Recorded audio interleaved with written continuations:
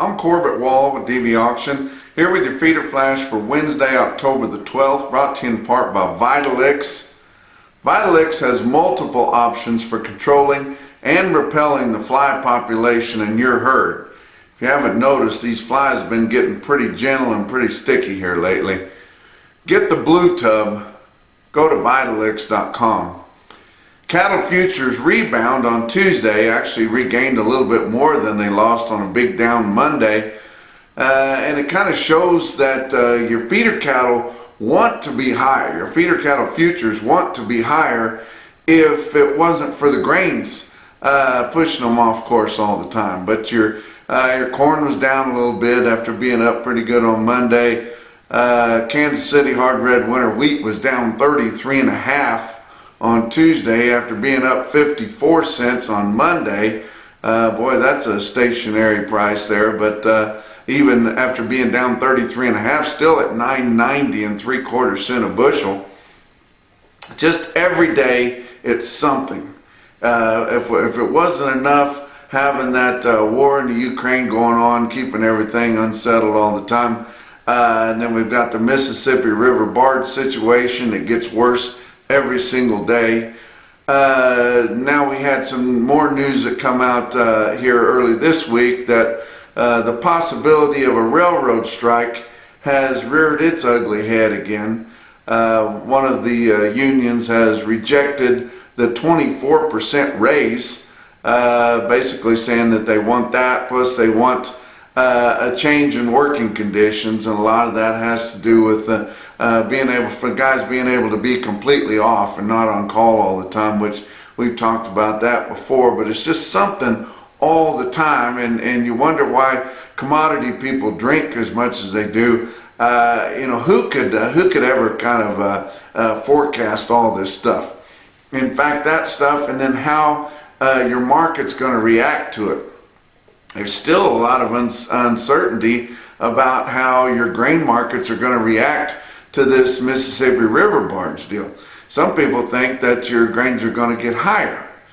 Now, they may not be able to get them to the markets they want to go to, but they're going to be backed up. How could that make them higher? What I think, if this continues to go on, is your feedlots are going to have to find a way to cut out a lot of these brokers and middlemen and take shipments directly from farmers in the Corn Belt. If they've got a need, which they all got a need for corn, and if they've got enough places to store it, especially down here in the southern plains, we've got plenty of places to store that down here. I think it has to make your market go down on your corn and beans also. But it has to get reported. We have to find out what's going on. We have to find out what's going on in the cash market so that your board can respond. Few commodities are have such a stranglehold, coupled right with your futures as what your grains do. They just absolutely go right with it. Sometimes your cash cattle market goes off on its own, and sometimes your cattle market will actually lead your futures, which actually should happen. But in the last 25 or 30 years, it's just gotten where everybody looks to the futures markets on both livestock and on grain, and some people make the mistake of actually thinking that your futures price is your market. It basically is on your grains, because everything sells from a basis bid, just a difference either plus or minus what your closing futures market is for that spot month. But on your cattle markets, your futures is the futures. I don't care if we're in the spot month or not. That is not the market. The market is what somebody is willing to pay for those cattle on a specific day in a specific place. And that's why I like to give as many individual quotes as I do. And it's not really an average of the cattle. It's a set of cattle. When you're talking about feeder cattle, it's a load of cattle. That's why I don't advertise bumper pull trailer loads or single heads or anything like that. It's a load. That's the way those feeder cattle are traded. And they shouldn't have anything and a lot of times they don't have anything to do with the futures, and I'm going to show you that on some pretty stick out sales here later. And I've got a lot of feeder cattle quotes to give you because I feel like that's why as many of you tune in is what you do. But Cassie Fish, which I try to read daily from the Beef Read, you guys should look at that up and become someone that gets that every day. Notice that your Fresh 50 beef trim has been down hard recently. Now that's all that real fatty trim that they trim off of those obese carcasses that have the high quality grade that the packers are really wanting. And even though we don't have that many of them right now, it's kind of curious that they've been down hard. They were over $100 per hundredweight for over a year, and now that we're having a hard time finding those really fat carcasses, now all of a sudden they've gone down to $65. That's what's been pulling down more than anything on our box beef cutout values. And what I'm thinking is it's probably going to prompt additional importing of that brush-fed lean that we get out of places like Brazil that could be part water buffalo. We don't know, but it seems like we get a lot of that stuff in there. Bring that brushy fed lean over, mix it with that really tasty trim, and grind it up into hamburger and make something that's really palatable. The problem is they put a label on there that says product of the USA when it's not really a product of the USA, and we need to get truth in labeling that tells us whether or not it all is or it is not all product of the USA. I don't really need a rundown of all the places it could be from. Just tell me if it is or if it ain't. Talk about your board on Tuesday. October live cattle futures up $1 at 145.80. Still, about 50 cents off of what your weighted average was on last week's 5 area feeding region weighted average on steers, live steers. December up 157 at 148.57. That's encouraging. Your back months were all up from 22 cents to up $1.12. October feeder cattle up 297. It's more than they were down on Monday at 175.07. November up 332. Big gains. 176.20. Back months up $1.77 to up 245. Corn was down 5 1/4 cents, not as much as it was up on Monday, but took back the biggest part of it, settling at 693 on regular trading. Beans were up 2 1/4 cents, 13.76 1/4. Talk about your fat cattle trade, which has yet to get going, and that's kind of a confidence booster as guys are digging in, even on a Tuesday, not accepting lower or steady bids for the most part.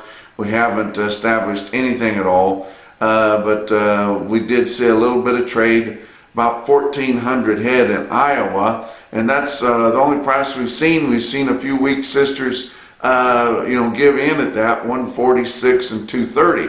The 146 live and 230 dressed in Iowa is very respectable, but it's still about a quarter lower than what your weighted averages were last week on both live and dressed sales. Why would you want to take it early in the week like this? We know that they're short bought.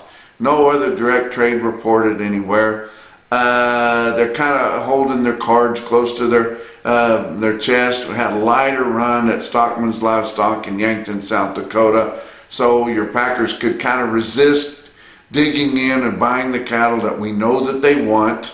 So your market was a little lower because they didn't have as big a run. They only had about 1,500 head of fats. And you think 1,500 head, my God, that's a lot of fat cattle for a sale barn, not for Yankton. And I think that probably hurt the market as much as anything because no more than they were going to be able to get. We had a major last week buy that many fats himself, one buyer there a week ago, and so this week with only about 1,500 head, conventional cattle sold about $4 lower from 140 to 145 and a half, with some non-implanted or drug-free cattle up to 150, which is nothing to sneeze at. Box beef cutout values were mixed. Choice was up 212 at 246.75. Select's down 97 cents at 212.85. Your slaughter running at a big pace again. They keep thinking, or we keep thinking, they're going to slow the chain speeds down. And their margin is not nearly what it normally is. It's about as tight as it's been for a couple of years, but still they're running at a good pace, harvesting 256,000 through the first 2 days of this week. That's 1,000 more than last week, 18,000 more than the same week a year ago. Talk about what else is going on. If you guys are looking to make a change in your genetics when you go to bull sales here this fall or maybe early next spring, you might want to take a look at Limousine. Let Limousine and LimFlex take you full circle. They've kind of prioritized 5 different things that they're looking at in their genetics of late: feed efficiency, improved marbling, superior yield grade, and calving ease. For more information, go to NALF.org. Let's talk about your feeder cattle market on Tuesday. Your real-time index based on an 800-pound cash sold steer up through your middle 12 states. 7-day moving average late in the day on Tuesday set at 173 1/4. That was up 40 cents. So it's not in a complete free fall, but Tuesday has so many good regional sales and several in the northern plains that it's kind of pulled it back up a little bit. But let's talk about your big sales on Tuesday. How about Ozarks Regional Stockyard in West Plains, Missouri? 3,000 head plus through the ring, nearly 400 head on their in-house video they do with help from DV Auction. That's a DV Auction broadcasted market if you guys want to watch it. Every Tuesday for feeders and Wednesdays for cows, dvauction.com. But on Tuesday, the calves sold $3 to $6 lower. Spots $10 lower, and these calves are just not finding very many friends. Like I've said many times, there's no place to turn them out, and feed's high and in short supply, so the calves are not going to find many friends until we get some feed loosened up, and I don't see that happening anytime soon.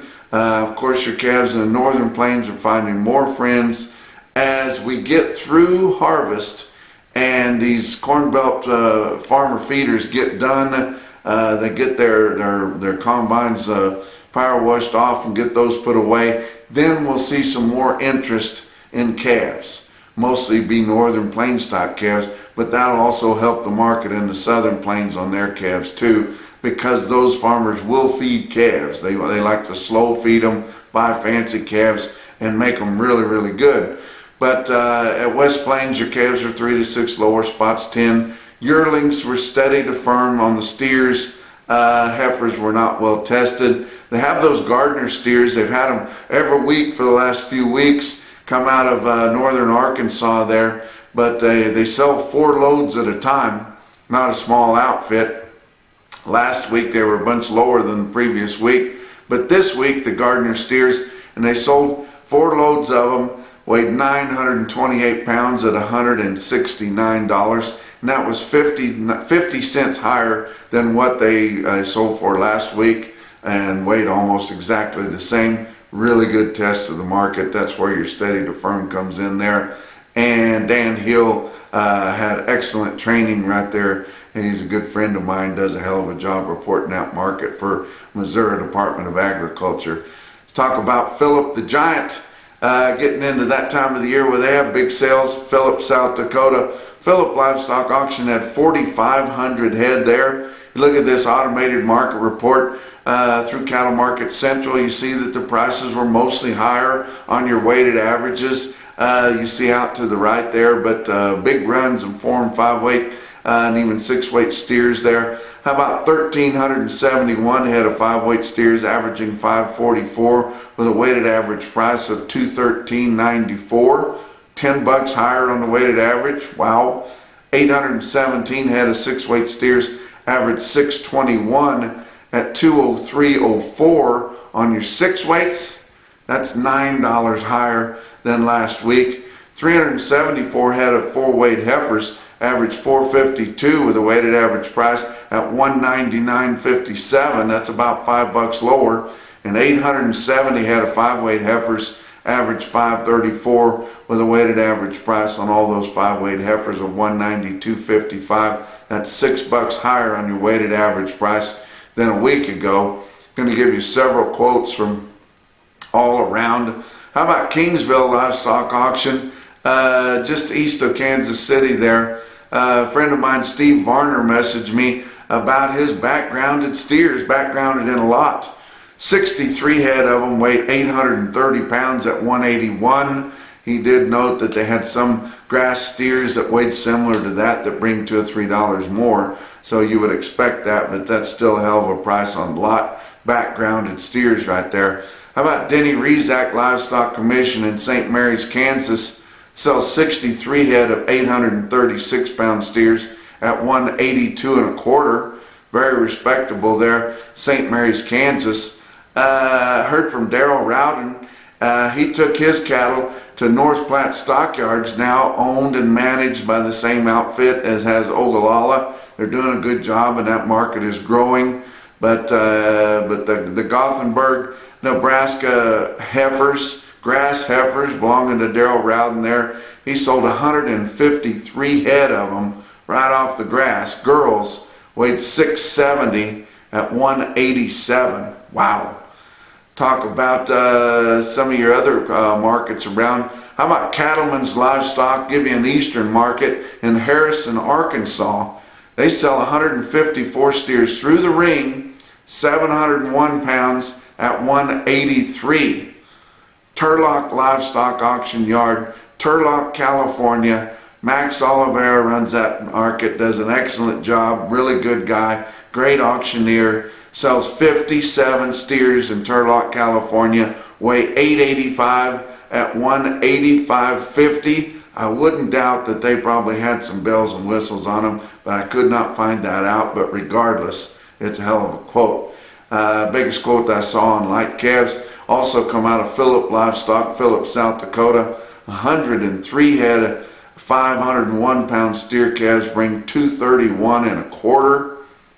But your Zoetis stick-out sale of the day was Beaver County Stockyards in Beaver, Oklahoma. I talk about them all the time. Right there on the eastern edge of no man's land is what they call the Oklahoma Panhandle. Talked to Jeff Slatton. He was very excited about the sale that they had on Tuesday. Said he's going to do whatever it takes to make Beaver County Stockyards your feeder cattle specialist market there. And he's not far from it now, guys. 3,500 head of feeders. Had a good run of cows also, but a big market there in a place, and I talk about that all the time. Beaver, Oklahoma is absolutely in the middle of nowhere, but it's not really that far to anywhere, including the Northern Plains. Sits right in the middle of your Southern Plains feedlots. It's not a long drive to anywhere, guys, and that's one reason that their market is so good. Talk about their trends. Steer calves were about $2 higher. Heifer calves were a couple bucks lower, like we've seen in some of the other markets. Feeder steers over 800 pounds were $6 to sharply higher.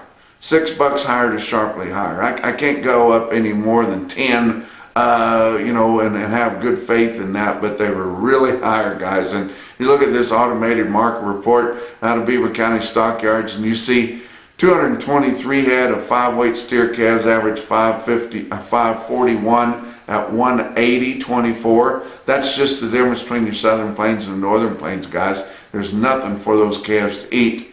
330 head 7-weight steer calves average 747. The weighted average price of 170.99. But look at these yearlings. 475 head of 8-weight feeder steers, Beaver, Oklahoma, averaged 842 with a weighted average price of 178.64. That would be $5 over your real-time index and about 40 pounds heavier. Impressive quote. Look at this quote. 354 head of 9-weight steers in Beaver, Oklahoma, averaged 921 with a weighted average price of 178.97, higher than the 8 weights. You think this feed isn't getting high, guys? But Beaver County Stockyards also had the most impressive quote that I saw anywhere on Tuesday. Jermackerson, no BS, top quote for the day. 51 head of yearling steers weighed 934 and bring $187. And that's your feeder flash for Wednesday.